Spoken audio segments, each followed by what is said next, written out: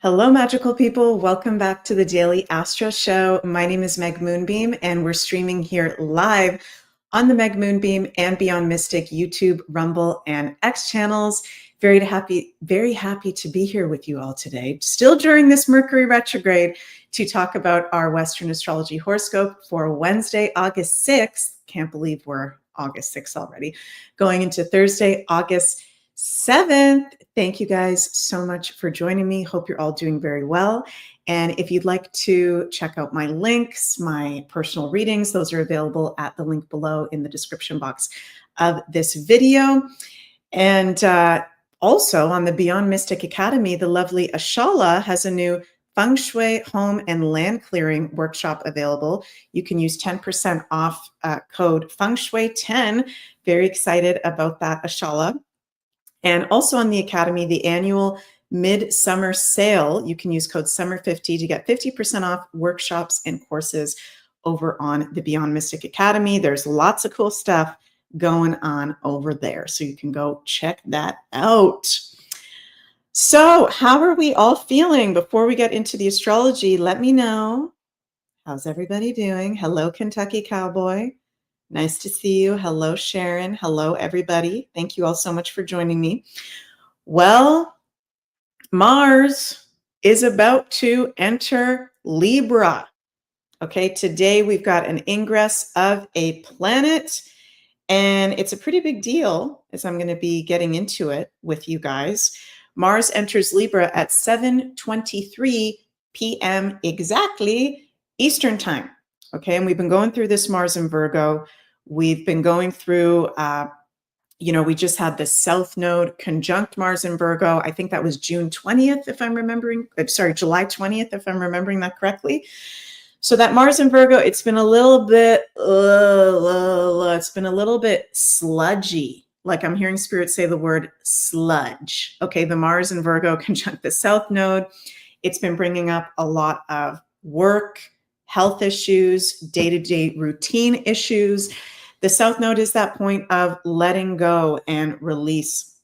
And the past, and with the Mars now moving into Libra, okay, it's lighter sign than Virgo. Shout out to all my Virgos. I love you out there. But, it's one of the more challenging, tricky signs, if you will.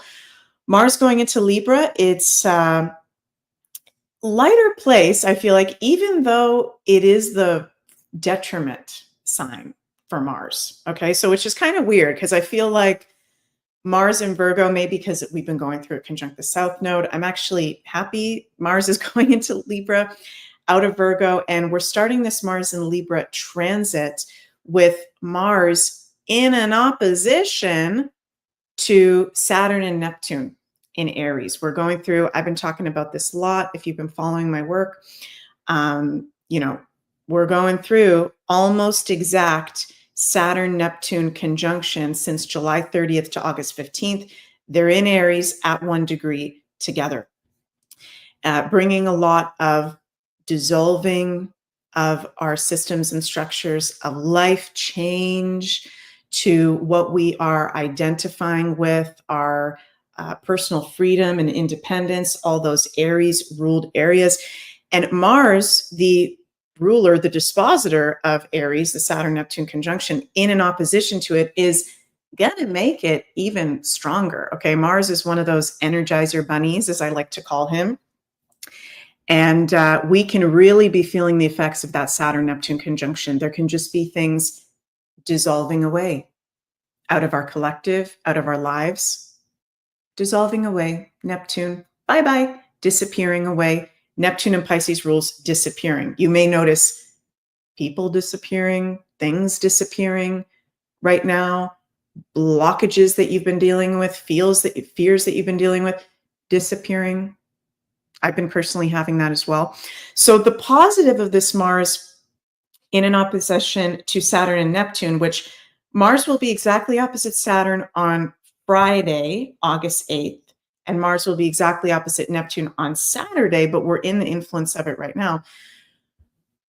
The positive, it's a catalyst for change, and it's activating that Saturn-Neptune conjunction. Miller, you're so funny.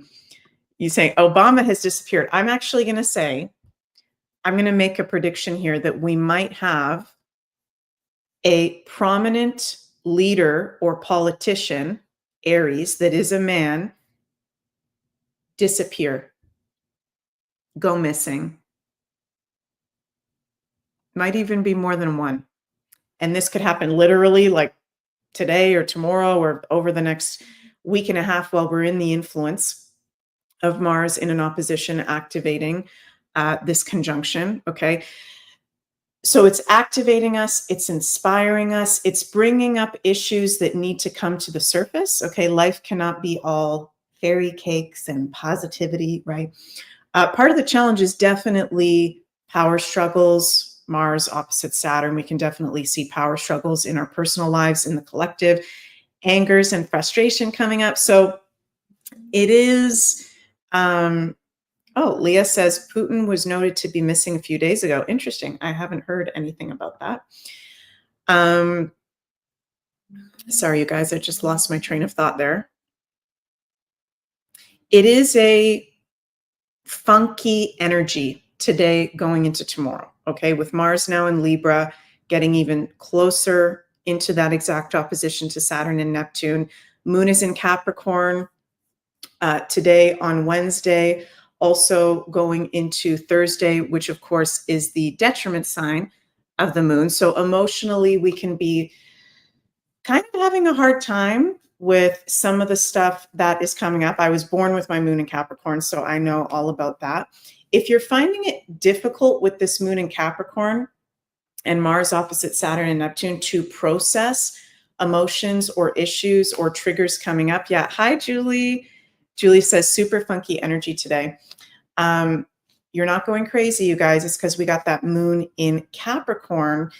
It's going to be easier for us to actually feel into things emotionally as we get more into this weekend after the full moon in Aquarius, when the moon's ingress into Pisces. We've got Venus and Jupiter, strong conjunction in Cancer. So there's a lot Spirit is saying is coming to the surface today, going up till tomorrow, and also Friday. But we may not be emotionally processing it in the moment, and we may see that come up more so at the end of the week, the beginning of next week. Okay. So it is a super funky energy. We are transmuting a lot. We are moving through a lot. And as we get into, actually starting today, we're now in the full moon in Aquarius portal. Okay. 3 days before and after the full moon, we are in the portal of it. So again, full moons are about release, completion, illumination. And this is a full moon in Aquarius that we're leading up to, which I'm really feeling is about personal freedom and liberation, among many other things that I'll talk about in my next Daily Astro Show on Friday. So yeah, also with Mars ingressing into Libra today, this is highlighting more diplomacy. It's interesting because Libra, Capricorn, the sign that the moon is in today and tomorrow, and Aries, these all deal with politicians, diplomacy, laws, orders, contracts, obligations. So we're going to see more of a breakdown, even more than we've seen so far, of political leaders breaking down.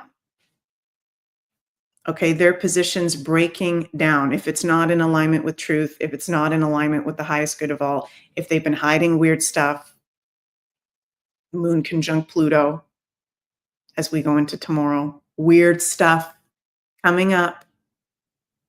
Okay. And we also have a grand air trine now between Mars, 0 degrees Libra, Pluto, 2 degrees Aquarius, and Uranus, 1 degrees Gemini.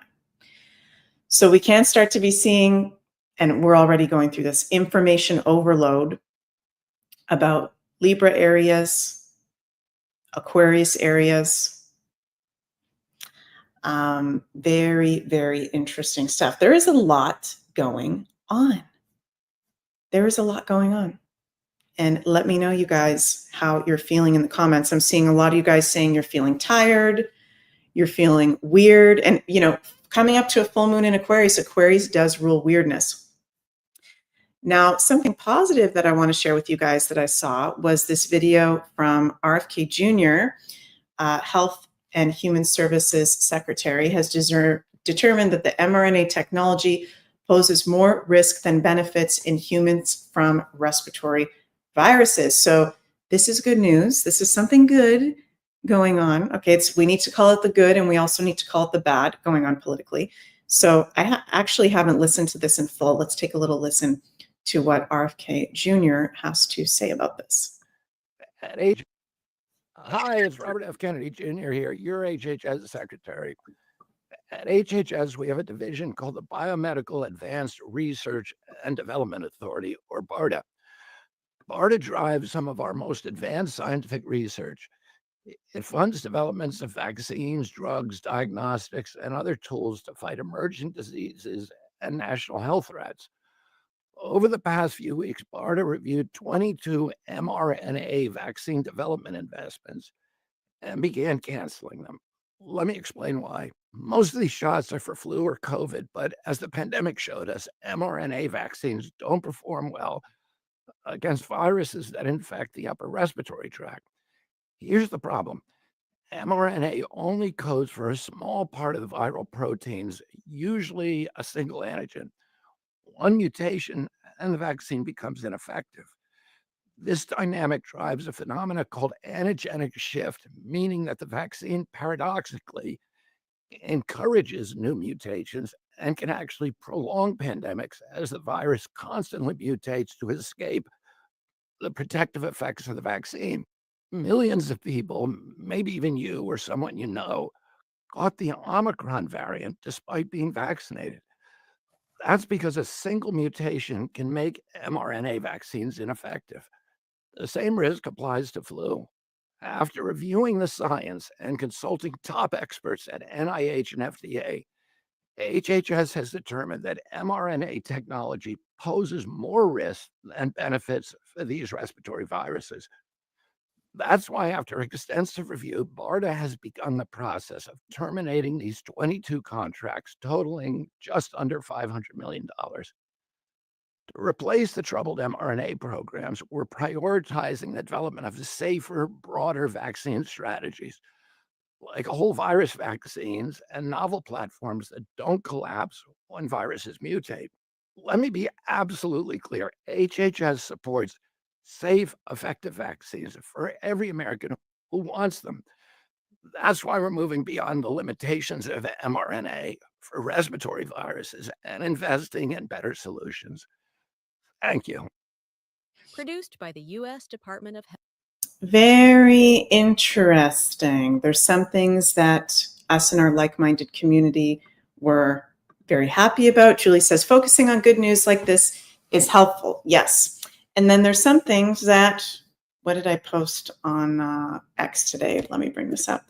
At the same time, it's weird because there's still things that we're not seeing that were promised. And I'm not even an American citizen, but I'm a Canadian, but talking about kind of, the whole collective kind of feeling, looking at the Trump administration. I posted this earlier on my social media. I laughed when I saw this morning. Dude, where's the Epstein list? Have any of you guys seen that movie, Dude, Where's My Car? So this, I don't know about you guys, but this is lingering in the background, okay? And until that gets released, that's